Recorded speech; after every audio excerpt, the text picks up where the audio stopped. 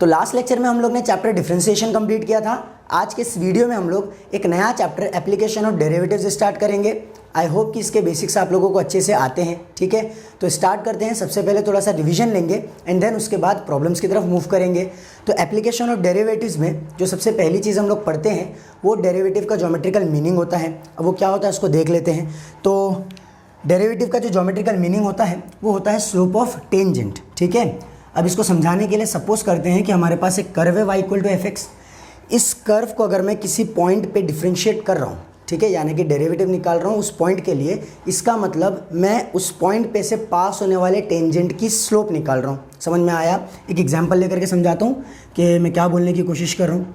मान लेते हैं कि हमारे पास एक कर्व है जिसका इक्वेशन है y square equal to 3x square. ठीक है, और इस कर्व पे एक पॉइंट लाई कर रहा है।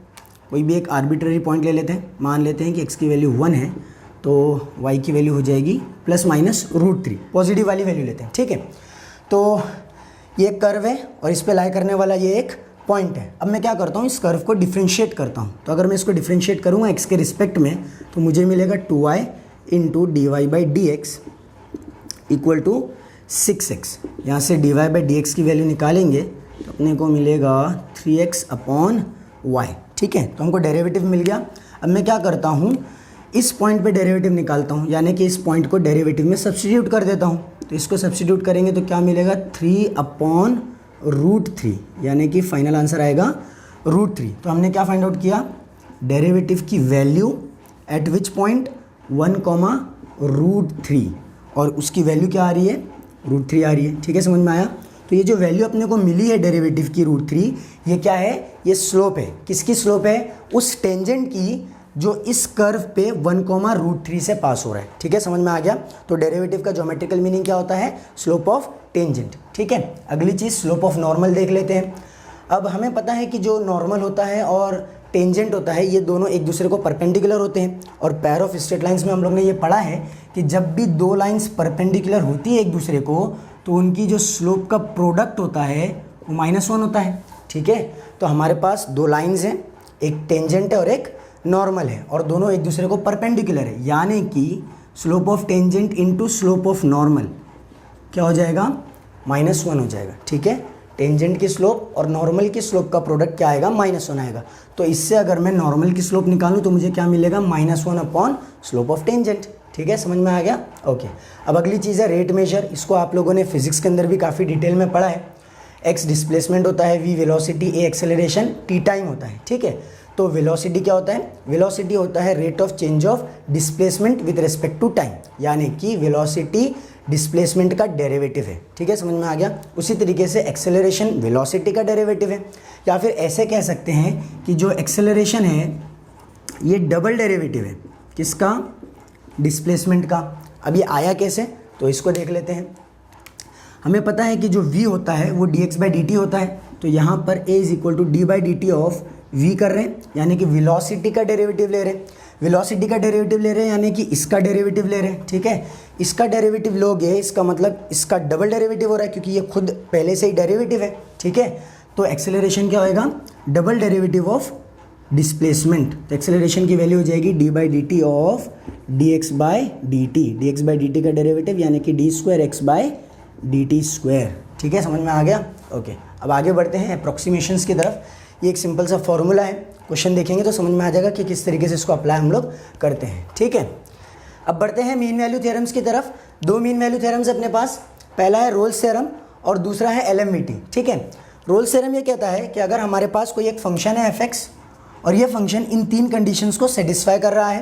पहली कंडीशन क्लोज इंटरवल a से b में कॉन्टीन्यूस हो, दूसरी कंडीशन ओपन इंटरवल a से b में डिफरेंशिएबल हो, और तीसरी कंडीशन इंटरवल की एक्सट्रीम वैल्यूज़ पे फंक्शनल वैल्यूज़ इक्वल हो।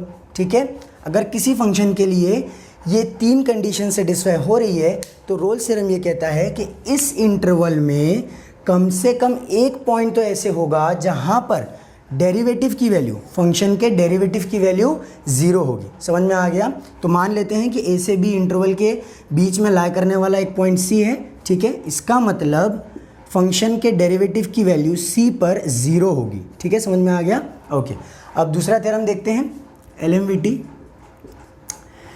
LMVT कुछ इस तरीके से है कि अगर हमारे पास कोई एक फंक्शन है fx और वो फंक्शन इन दो कंडीशंस को सेटिस्फाई कर रहा है, ठीक है, पहली और दूसरी। यहाँ पर तीसरी कंडीशन जो थी वो LMVT में नहीं है। पहली कंडीशन क्या है कि क्लोज्ड इंटरवल a से b में कॉन्टिन्यूस होना चाहिए, और दूसरी कंडीशन ओपन इंटरवल a से b में क्या होना चाहिए, डिफरेंशिएबल होना चाहिए, ठीक है।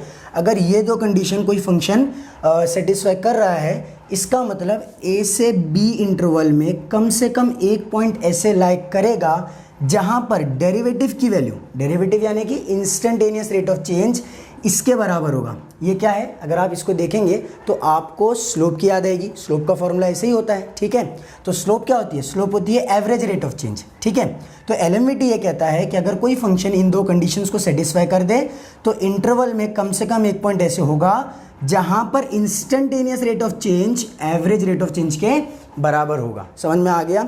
इस चीज़ को आपने डायग्रामेटिकली भी किया होगा, ग्राफ्स के जरिए से भी समझा होगा। अपने पास इतना वक्त नहीं है, ठीक है। तो अगर नहीं समझ में आता है तो खाली आप फॉर्मूला याद रख सकते हैं, सम्स के अंदर इसको अप्लाई करना काफ़ी ज़्यादा आसान होता है, ठीक है। आगे बढ़ते हैं इंक्रीजिंग और डिक्रीजिंग फंक्शन की तरफ। अगर कोई फंक्शन इंक्रीजिंग है तो उसके लिए डेरिवेटिव की वैल्यू क्या होगी, उस पार्ट में 0 से बड़ी होगी। फंक्शन इंक्रीजिंग है तो उस पार्ट में डेरिवेटिव की वैल्यू 0 से बड़ी होगी, और अगर फंक्शन डिक्रीजिंग है तो जिस पार्ट में डिक्रीजिंग है उस पार्ट में डेरिवेटिव की वैल्यू नेगेटिव होगी, 0 से छोटी होगी, ठीक है। समझ में आ गया। अब मैक्सिमा मिनिमा देख लेते हैं। अगर कोई फंक्शन fx किसी पॉइंट पे मैक्सिमम है तो उस पॉइंट पे फंक्शन के फर्स्ट डेरिवेटिव की वैल्यू 0 होगी और डबल डेरिवेटिव की वैल्यू लेस देन 0 होगी, ठीक है। समझ में आ गया। कोई भी फंक्शन fx अगर किसी पॉइंट पे, कोई भी फंक्शन fx किसी पॉइंट पे, मान लेते हैं x=c पे मैक्सिमम होगा तो दो कंडीशन सेटिस्फाई होगी। पहली कंडीशन ये कि उस पॉइंट पे फर्स्ट डेरिवेटिव की वैल्यू 0 होगी, और सेकंड कंडीशन ये कि उस पॉइंट पे डबल डेरिवेटिव की वैल्यू लेस देन 0 होगी। मैक्सिमम के लिए लेस देन 0, मैक्सिमम के लिए लेस देन 0, इस चीज़ को ध्यान में रखिए, ठीक है। अब मिनिमा की बात कर लेते हैं। मान लेते हैं कि कोई फंक्शन fx x=c पे मिनिमम वैल्यू दे रहा है, ठीक है। तो यहाँ पर भी दो कंडीशन सेटिस्फाई होगी। पहली कंडीशन सेम है, फर्स्ट डेरिवेटिव की वैल्यू उस पॉइंट पे 0 होगी, और दूसरी कंडीशन डबल डेरिवेटिव की वैल्यू उस पॉइंट पे ग्रेटर देन 0 होगी। समझ में आ गया। तो मैक्सिमम के लिए लेस देन 0, मिनिमम के लिए ग्रेटर देन 0, और इंक्रीजिंग के लिए फर्स्ट डेरिवेटिव, देखिए यहाँ पे सेकंड डेरिवेटिव था, ठीक है। फर्स्ट डेरिवेटिव दोनों केसेस में 0 है, और इंक्रीजिंग के लिए फर्स्ट डेरिवेटिव 0 से बड़ा होता है। इंक्रीजिंग के लिए फर्स्ट डेरिवेटिव 0 से बड़ा, डिक्रीजिंग के लिए फर्स्ट डेरिवेटिव 0 से छोटा। समझ में आ गया। तो यहाँ पर हमारी थ्योरी ऑलमोस्ट कंप्लीट होती है। इससे ज़्यादा मुझे नहीं लगता कि CET के अंदर अपने को ज़रूरत पड़ेगी, ठीक है। अब क्वेश्चंस देखेंगे। पहला क्वेश्चन 2019 का, जिसमें हमें एक फंक्शन दिया हुआ है और हमें क्या करना है, इस फंक्शन की मैक्सिमम वैल्यू को फाइंड आउट करना है, ठीक है। अभी थोड़ी देर पहले हमने पढ़ा था कि कोई भी फंक्शन किसी पॉइंट पे अगर मैक्सिमम होता है तो उस पॉइंट पे उस फंक्शन के फर्स्ट डेरिवेटिव की वैल्यू 0 होती है और डबल डेरिवेटिव की वैल्यू लेस देन 0 होती है, ठीक है। समझ में आ गया। तो मैं क्या करता हूँ, इस फंक्शन का फर्स्ट डेरिवेटिव निकालता हूँ, उसको 0 से इक्वेट कर देता हूँ, तो मुझे पता चल जाएगा कि किस पॉइंट पे हमारा फंक्शन मैक्सिमम है, ठीक है। तो डेरिवेटिव निकालेंगे, f'(x) 9x² minus 18x minus 27, ठीक है। ये डेरिवेटिव हो गया। इसको क्या करता हूँ, 0 से इक्वेट कर देता हूँ। 9x² minus 18x minus 27 equal to 0। पूरी इक्वेशन को 9 से डिवाइड करूँगा तो मुझे मिलेगा x² minus 2x minus 3 equal to 0। समझ में आ गया। क्वाड्रेटिक इक्वेशन है, फैक्टराइज कर लेते हैं। -2 -3 +1, ठीक है। तो वैल्यू निकालने के लिए मैं क्या करता हूँ, हमारे फैक्टर्स की साइन को चेंज कर देता हूँ। तो -3 +3 बन जाएगा और ये +1 -1 बन जाएगा, ठीक है। लेकिन इससे फाइनल आंसर नहीं आता। फाइनल आंसर के लिए x² के कोएफिशिएंट से डिवाइड भी करना होता है, ठीक है। ये शॉर्टकट तरीका है। x² का कोएफिशिएंट 1 है तो आंसर्स को कुछ फ़र्क पड़ने वाला नहीं है, यानी कि यही हमारे फाइनल आंसर्स है। समझ में आ गया। अब x=3 पे भी हमारा फंक्शन मैक्सिमम हो सकता है, या फिर x=-1 पे भी हमारा फंक्शन मैक्सिमम हो सकता है। इनको कहा जाता है पॉइंट्स ऑफ मैक्सिमा या फिर मिनिमा, ठीक है। अब मैक्सिमा के पॉइंट है या मिनिमा के पॉइंट है, ये कौन बताएगा, ये डबल डेरिवेटिव बताएगा। तो मैं क्या करता हूँ, डबल डेरिवेटिव भी निकाल लेता हूँ। f'(x) यानी कि इसका डेरिवेटिव हो जाएगा 18x माइनस 18, ठीक है। समझ में आ गया। अब क्या करेंगे, एक एक करके वैल्यूज़ को सब्स्टिट्यूट करेंगे। x=3 रख दूँ तो f'(3) 18 3 54, 54 माइनस 18 यानी कि 36, ठीक है। तो x की जगह पे 3 रखने से डबल डेरिवेटिव की वैल्यू क्या आ रही है, 36 आ रही है, जो कि 0 से बड़ी है। 0 से बड़ी कब होती है डबल डेरिवेटिव की वैल्यू, जब पॉइंट मिनिमम वैल्यू दे तो, यानी कि x इक्वल टू 3 ये पॉइंट ऑफ मिनिमा है, ठीक है, x इक्वल टू 3 मिनिमा का पॉइंट है और x इक्वल टू -1 मैक्सिमा का पॉइंट होगा। समझ में आ गया? देख लेते हैं एक बार। x की जगह क्या रख देता हूँ, -1 रख देता हूँ, ठीक है। तो f डबल डैश ऑफ -1 हो जाएगा 18 इंटू -1 यानी कि -18 -36 विच इज़ लेस देन 0, और मैक्सिमा के लिए डबल डेरिवेटिव लेस देन 0 होता है, यानी कि x इक्वल टू -1 हमारा पॉइंट ऑफ मैक्सिमा है। हमें ये नहीं निकालना था, हमें क्या करनी है, फंक्शन की मैक्सिमम वैल्यू निकालनी है। तो अब हम क्या करेंगे, x की जगह पे फंक्शन में -1 रखेंगे, उससे क्या मिल जाएगा अपने को, मैक्सिमम वैल्यू मिल जाएगी, ठीक है। समझ में आ गया? तो x की जगह पे -1 अगर रख दूँ तो मैक्सिमम वैल्यू मिल जाएगी। -1 रखेंगे, -1 का क्यूब -1 इंटू 3 -3, फिर -1 का स्क्वायर 1 होता है इंटू 9, तो 9 ही रहेगा, -27 प्लस 27 बन जाएगा एंड प्लस 15, ठीक है।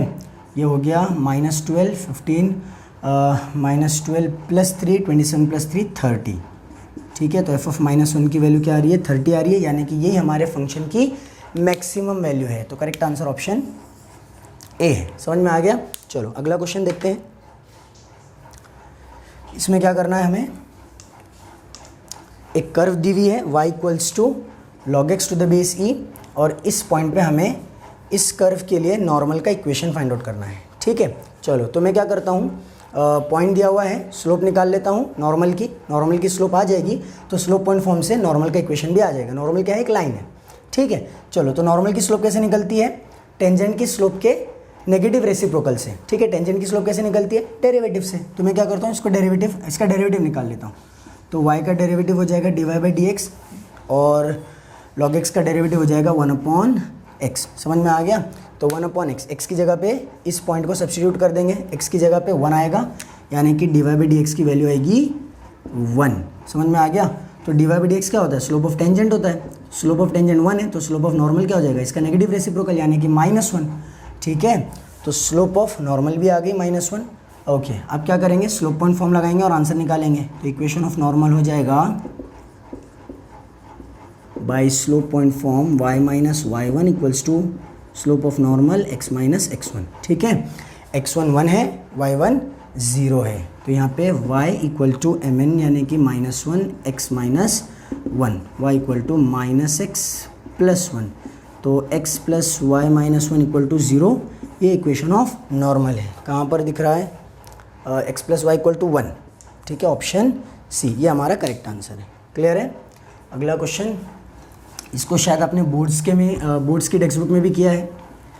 Stone is dropped into a pond, waves in the form of circles are generated and radius of outermost ripple increases at 5 metre per second, ठीक है। तो rate of change of radius with respect to time दे रखा है, ठीक है।